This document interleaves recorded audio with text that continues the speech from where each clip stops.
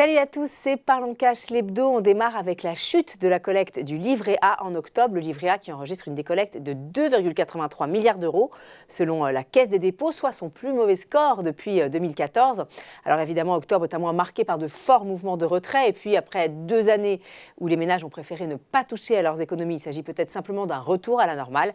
Depuis mars 2020, les ménages ont placé plus de 40 milliards sur leur livret A. On poursuit avec vos chèques cadeaux. Bonne nouvelle, leur plafond de défiscalisation va augmenter, passant de 171 à 250 euros cette année. C'est ce qu'a annoncé le ministre de l'économie, Bruno Le Maire. L'objectif, évidemment, c'est de soutenir le pouvoir d'achat alors que la 5e vague prend de l'ampleur. Mais c'est quand même moins que l'an dernier où, en pleine 3e vague, le gouvernement avait doublé le plafond à 341 euros. Au total, 8 millions de salariés sont concernés.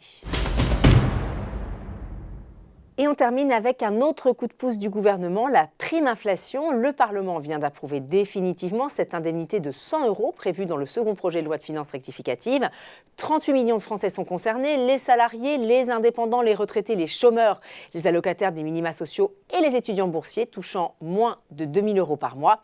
La prime sera versée en une seule fois dès fin décembre pour les salariés et début 2022 pour les autres. Il n'y a aucune démarche à effectuer. Voilà, Parlons Cash l'hebdo, c'est fini pour aujourd'hui. On se retrouve le week-end prochain.